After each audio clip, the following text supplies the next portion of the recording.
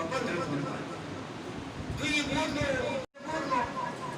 پاتې دا سلام وکړ چې په بار اګستان کې دغه احتجاج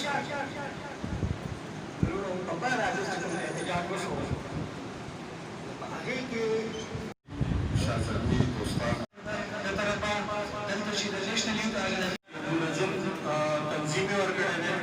دې قوم ته د خپل فکر او د هغې سایې لپاره ډرامه پیش کړې ده د پښتنو په ادب کې په ټولنیز باندې ډرامه خدای خدمتګار تحریک د پلټفارم پرزنټ شوې ده دغه شانتې پښتنو په ټول تاریخ کې د جنګ پلوۍ یا د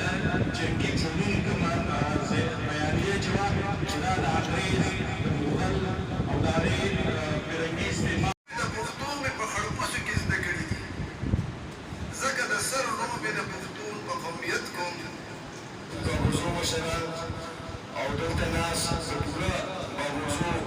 د ټولو مشرانو همزولو کشرانو زموږ وکیلانو ډاکټرانو استادانو السلام علیکم مشرانو زه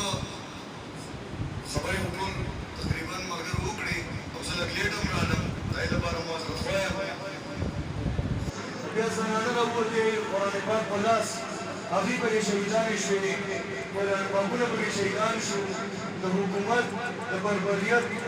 او د ظلم هغه انتها شوې وه او دغه ورځ باندې نو زه د خپل ټولو مشرانو ته وایم چې کوم ستاسو کشران دي نو هغوی ته دا خبره همدا رسول غواړي چې د 12 اګست څه شی دی نن هم ډېر خلک په دې وایي یاره وایي دا 12 اګست دی نشریان دې مونږ ته خو څه پته نشته زمونږ نه په خپل فورم باندې او تاسو هم او خاص کر زما خپل د NYO او د PSF ملګرو ته هم خواسي چې هغوی هم دا میسیج स्टेज नाज ये साबका बेहतराम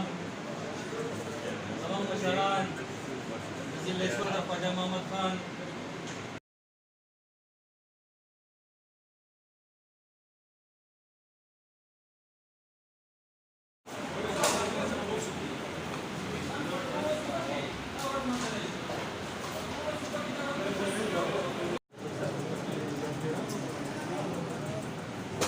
रियाज हैरान से तफास को स्टेज चला चाहिए रियाज हैरान से स्टेज नास होगा रजिस्टर लगवा स्टेज टिकट होगा हमारे के पूरा वजूदा सीधा करेगा خپل الله نه ودا سوال کوم د شهادت د سلسله قبل کی زما د خپل خلک غازیان پاتې دا یو نظم لیکل د یو بل باندې ویل تاسو په وساتت سره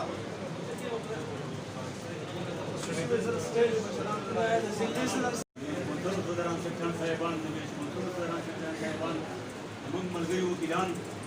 استادان راځي چې کور کې برکشو سره راځي چې کور کې برکشو سره او د سیالۍ وخت چې جرګه سره دنیا بدلیږي او ځان بدل کړو دغه د ډېره مهرباني ډېره شپږ سوه څه د پاسه او د هغوی صرف مقصد دا و د پښتنو یووالی د پښتنو چې کوم مسایل د هغې دپاره هغوی راوتي وو نور هېڅ مقصد نه و